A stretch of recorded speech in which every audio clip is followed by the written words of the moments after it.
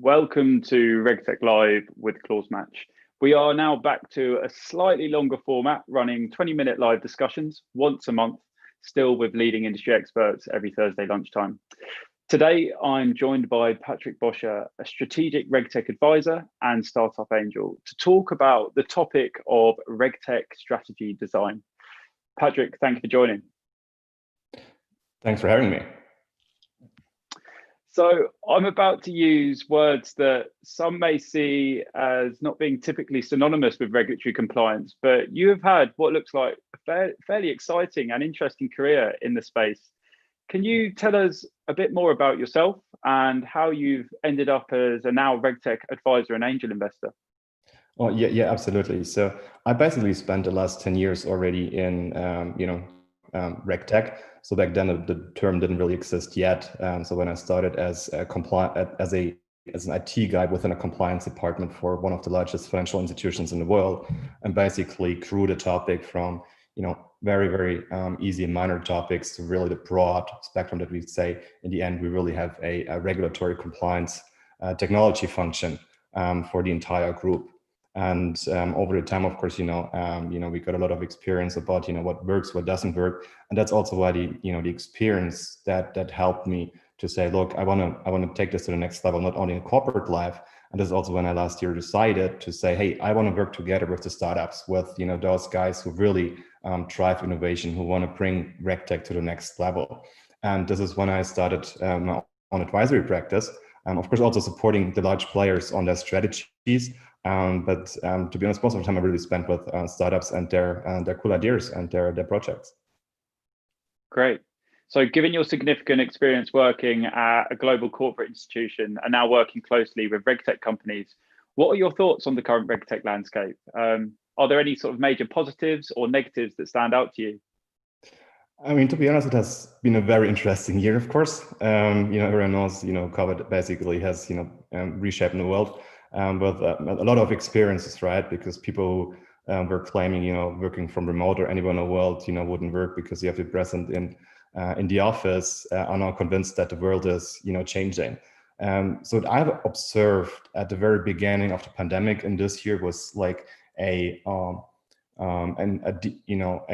significant decrease on demand. Projects got canceled. And technology was put aside because everyone was just focusing on how to make sure that the company continues to run, to be honest, on a very, very basic level. After this, and this was a quite significant change, and probably in May, June this year, when there was kind of a flip, when people really realized, hey, it works. You can work from remote. They actually spend more time also, talking to startups from a corporate world.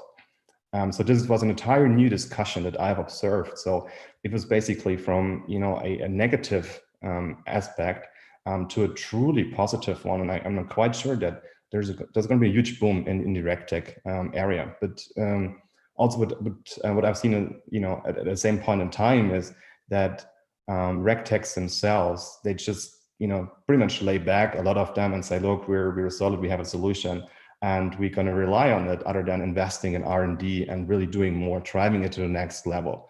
So this is basically what I've observed this year. And very interestingly as well, were all of the hackathons that took place that year. You have had, European one, a global one, a huge German one, and I was participating as either as a member or as a mentor or judge in basically all of them. And one frequent question that I got were questions around RegTech. Startups that were, or not startups, but ideas that were looking into providing a solution to helping others, for instance, neighborhood help, support. They were suddenly asking, hey, how can we make sure, for instance, that we probably verify that someone else is who they claim to be? So it was very interesting because then they came up with the term RegTech, even though, or the link to RegTech, even though they didn't know the topic exactly. So this was very, very positive for me to see that outside of the financial institutions where we spend a lot of time in, making sure that RegTech works, even people in the health service industry, in other areas in the world, understand that there's technology out there that helps you to comply with regulatory requirements. And this was a great experience, to be honest, when I saw it the first time. And it was not only one time I got those questions and those points, to be honest. No, a lot of the things you've just said resonate with me, and I can echo that from our experience working with clients.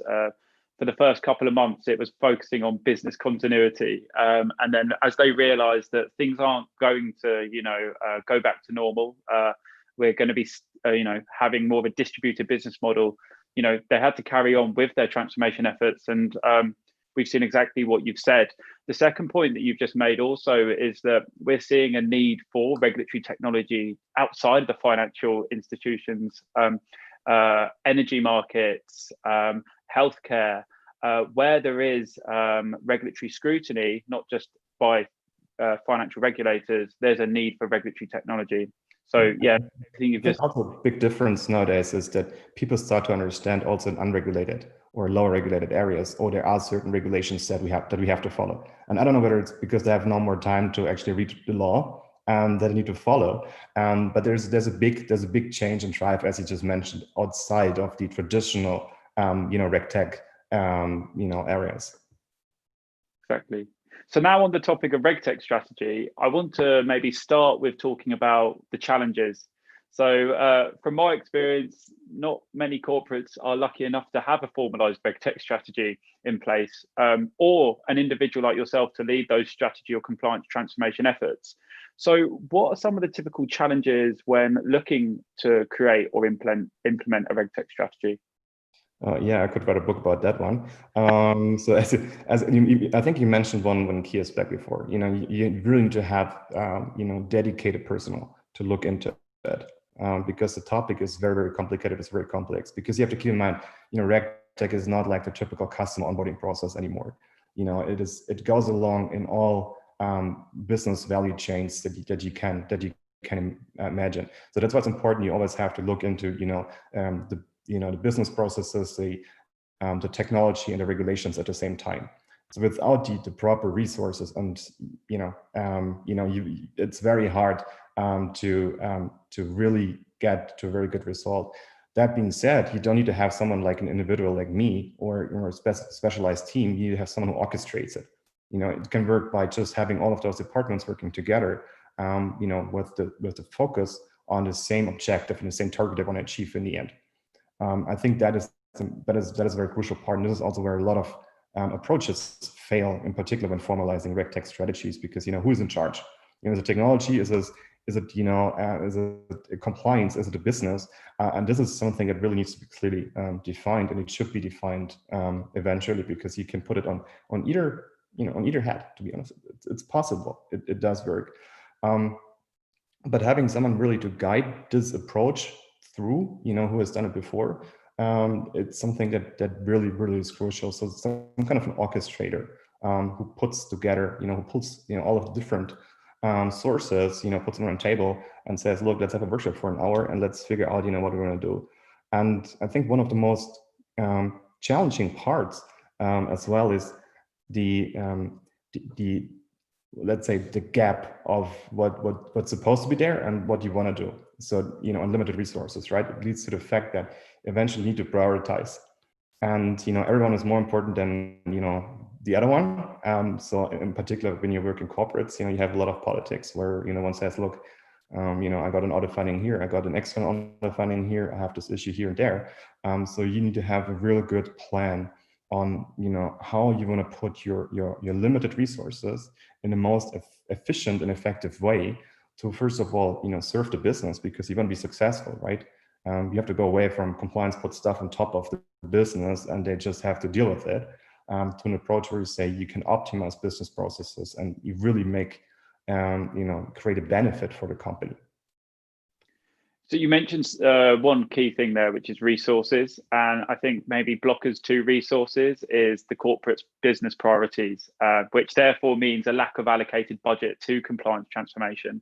From your experience, heading up a compliance transformation role globally, what are certain things that, I guess, words of warning or things to consider to try and help influence business priorities at a group level?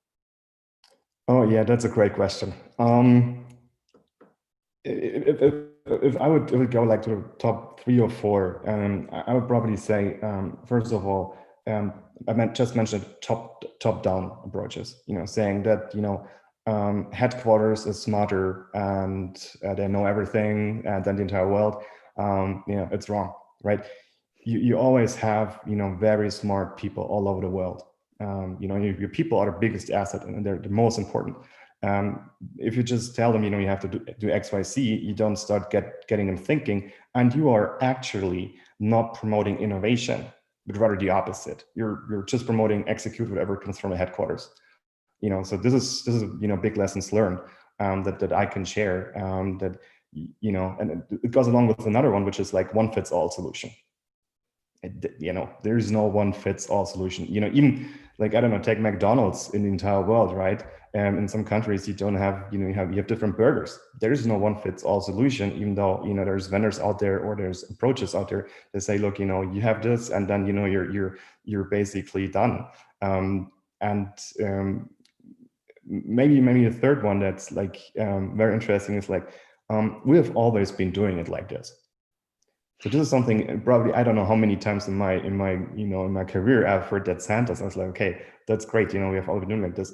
But my answer to this is that automating a stupid process remains a stupid process. It just makes it faster. So that's probably some of those words probably we were looking for. No, they're absolutely brilliant insights. I mean, the good news is that I think in general regulatory technology budgets are increasing, and with that, I think we will start seeing more formalized RegTech strategies being put in place. So for people listening who potentially are at that stage, where is a good starting point? Who needs to be involved? How do you prioritize transformation across that full regulatory compliance value chain? What are some of the, I mean, there was a lot of questions there, but what sort of key points are there to consider there? Yeah, so certainly it doesn't start with RPA.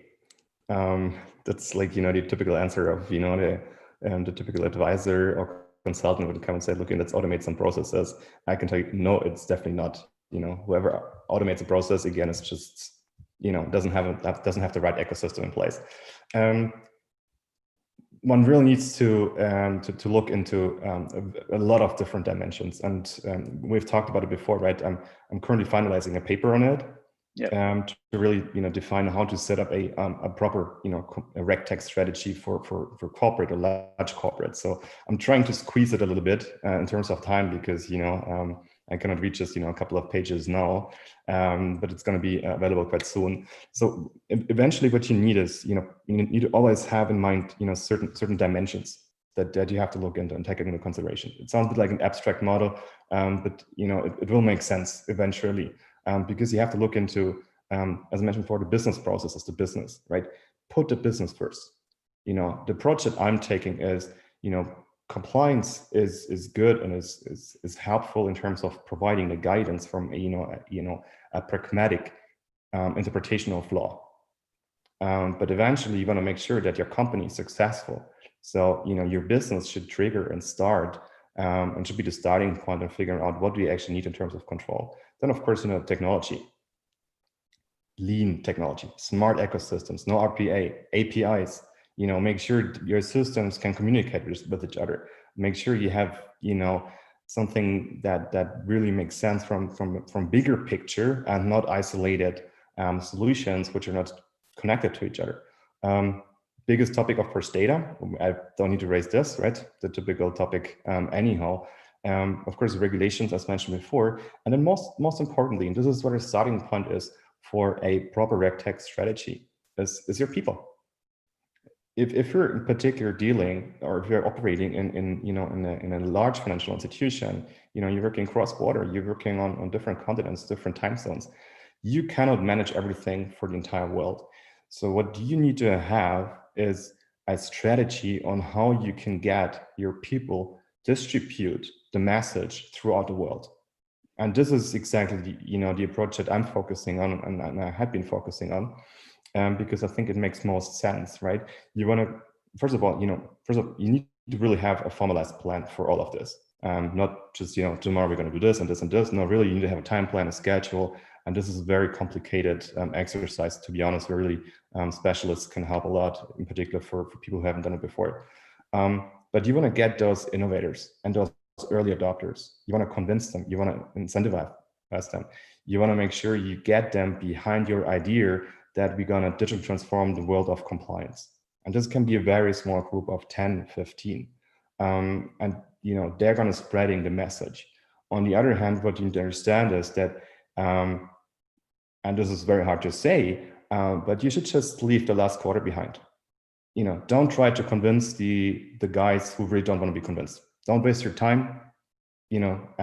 Focus on those guys who are your promoters, and this is gonna trigger the idea. This is gonna trigger the message throughout the world that says, hey, let's do something, here and there and here and there. It's not top down anymore, but you will see that ideas are coming from all over the world that you then can promote and you can share with others. And this is, one part of, how you can really change it. The other part is, and this is, next to people, of course, you need to train them and so on. But again, get your promoters, they'll take care of it and follow your principle. And the last one is probably the most difficult one, is funding. How do you get the money for it? And this is a shift in mindset that I've seen over the last couple of years, that compliance used to be like, we have to do this, otherwise we're going to pay, XYZ amount of fines, right? And they would come up with the typical numbers. We all know them. And, I used them myself, right? Before I changed the way that I'm operating stuff. But the good thing is that if you take a different approach, you start with the business. You try to make the business more efficient, faster, quicker. You can define KPIs, you can define KRIs, you can define success factors. And eventually you can say, look, this is how it currently looks like. Now, everything is manual. It can be, let's take an underwriting process or, whatever, or a payment process. And then you're just transforming it and make it smarter using technology, together with operations, with compliance, with IT. And then you will have a business case, because, currently, it takes us, 5 minutes. The after takes us 4 minutes or, 1 second, whatever, right? The difference, the gap. You can, make a proper business case. And the business case is, always a good message for the board to say, hey, okay, we can save money. And this is, I think, a shift in mindset that a lot of people need to go through and say, not top down, but really, bottom up. And bottom starts with the business, because that's what a company is all about. And this is how you can really get the funding, if that makes sense.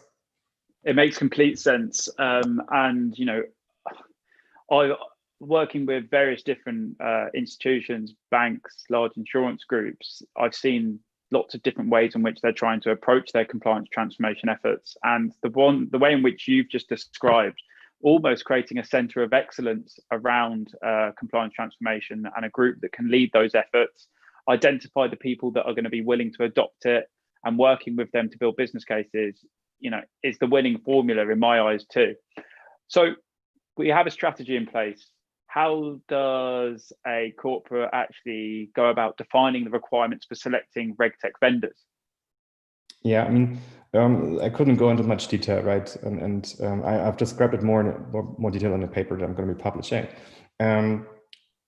At the outcome, when you go up again, from the business perspective, what needs to be done. Eventually, you'll get to a point where we look into what kind of data points are required. From this one, you will look, okay, what is the technology that you need from a high level perspective, and then make sure the technology stays in an ecosystem.